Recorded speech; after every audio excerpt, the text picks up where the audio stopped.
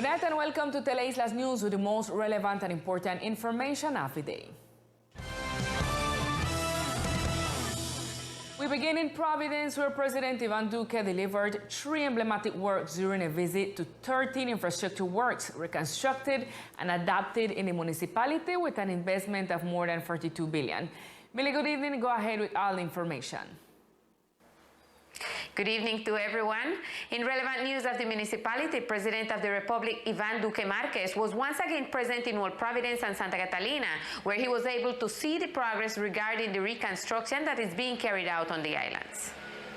Today, during the visit of the President of the Republic, the head of state toured both islands, reviewing the progress in the reconstruction and delivering several works. During his first declarations, the Chief of State mentioned that the advances in housing are remarkable and that the fulfillment of the goal is close. There is progress in critical infrastructure, and today we were seeing the delivery of a new headquarters of the mayor's office, seeing how the project of the Lovers Bridge is completed. We have visited more than 14 inns. We have also visited community housing, and at this moment we are seeing the delivery of this port captaincy of Providence.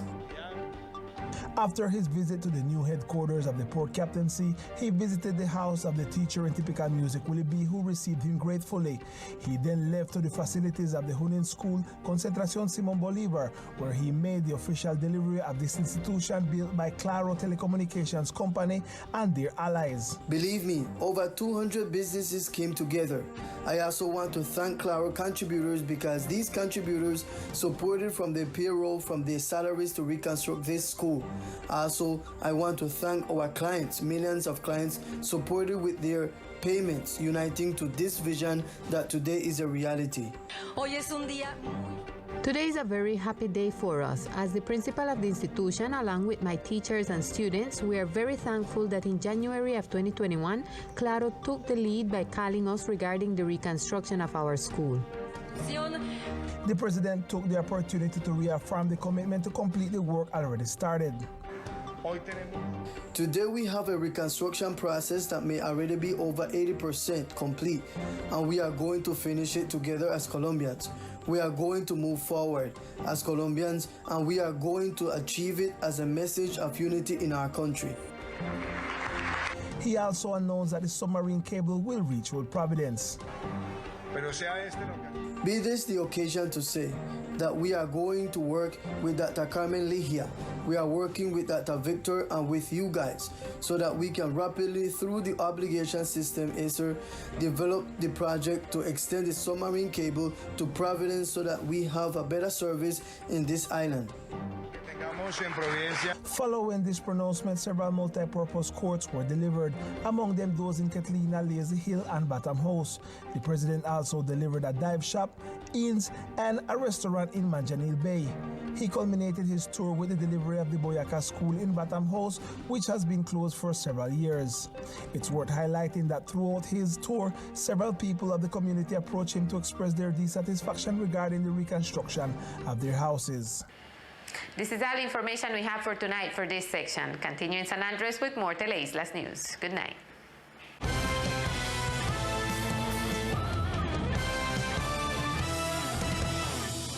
At this time, President Ivan Duque is in a military ceremony in the department in commemoration of the armed forces. The Colombian president began a tour of the archipelago very early in the morning. In the following report, we offer more details of the presidential agenda on the island.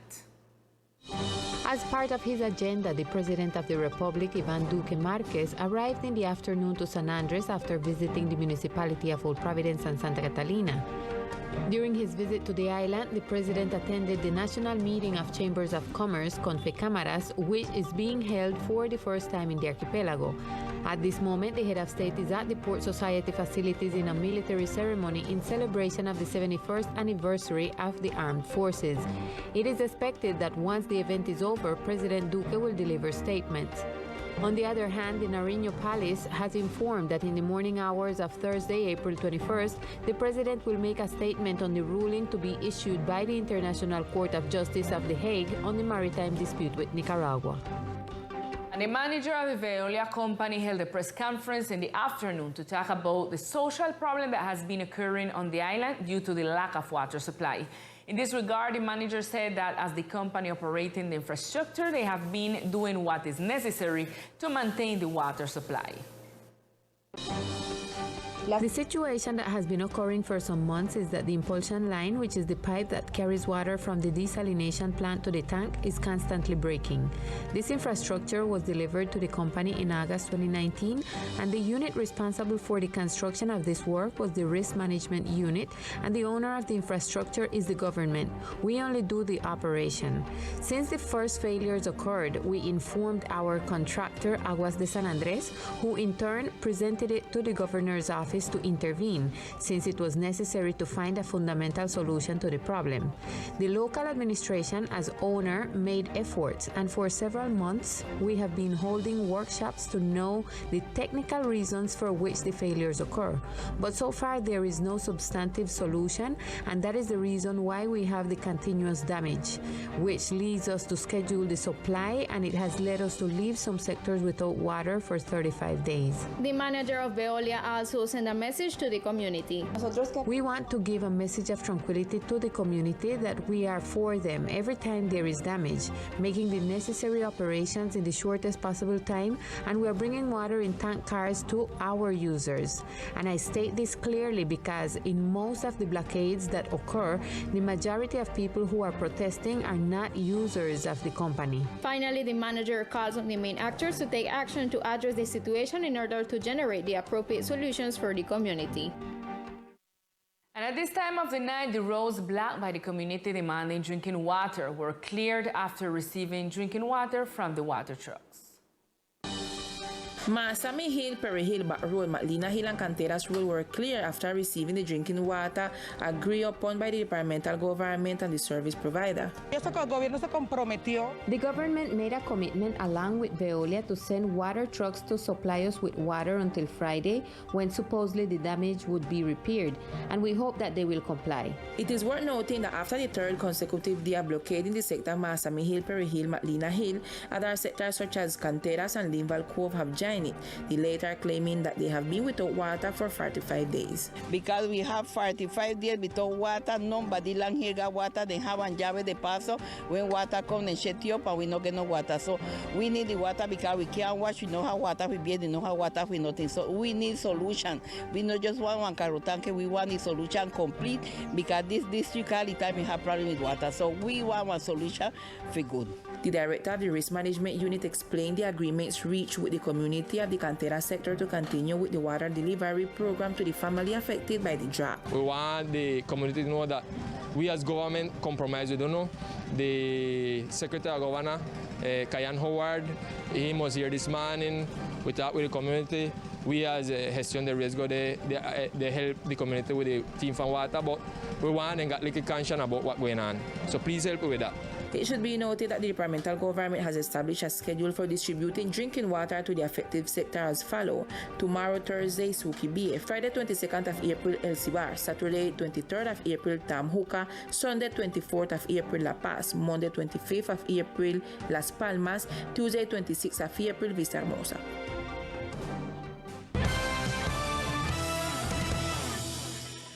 A few hours before the International Court of Justice verdict at The Hague, the insular population is waiting for the decision to recognize the rights of the Rizal people to the marine resources in the disputed territory. Hello and greetings to everyone. Today in The Hague's ruling key points, we focus on the expectation of the Rizal community when there are only few hours left for the decision of the International Court of Justice in one of the three last suits filed by Nicaragua against Colombia. Regarding this, we spoke with Walt Hayes. He is the secretary of the Rizal Council. It is clear that I believe there will not be no decision around what was taken already in 2012. With the delimitation that was made there. But what we expect is that they have reference around the rights that the Rizal people have on these waters and the rights that they have over different natural resources that could be there. The Raisal Authority and the Raisal team, as part of members of the delegation of the Colombian delegation in defense of our country, agreed that whatever be the decision made by the International Court of Justice, the Raisal population must be recognized as the community who historically has exercised possession of the territory in dispute. We expect that the court will take in consideration this moment, due that the two states, Colombia and Nicaragua, refer to the Raisal people and their rights of fishing at this moment. So, well, now it's really a clear situation for us, because for the first time internationally there will be recognition for us. And this was everything for today. My name is Sylvette Mitchell Archie. We'll see you tomorrow with all the details of the decision made by the International Court of Justice here in The Hague's ruling Key Pines. Teleislas sent a right of petition to the mayor of Providence, Jorge Norberto Gatti, regarding 2 millionaire contracts that were signed in the municipality. In this regard, we connected at this time via telephone with the legal representative of Teleislas, Álvaro Archibald, who gave us details of this request. Teleislas quiere conocer los pormenores. Teleislas wants to know the details of 2 contracts that the mayor of Providence signed with a law firm in Bogotá. The first contract costs 225 million pesos and should be executed in 8 months, and is a contract for technical and public advice for the titling of land of Raisals in vulnerable conditions on island of Providence. And the second contract with the same firm is worth 330 million pesos and is for legal support for the regulation and titling of land of ethnic and Raisal households. Teleislas asks the mayor, in relation to each one of these contracts, to deliver the previous studies, to deliver the proposals if there were more than one, for the delivery of these contracts with all the annexes, and a concrete and specific questions we want answer for is if whether or not there are legal professionals with suitability and knowledge of the territory to perform this technical and legal advice, which is the object of the contract. Both contracts have a term of 8 months, and the legal representative stated that they want to know the specific reason for not seeking professionals from the department.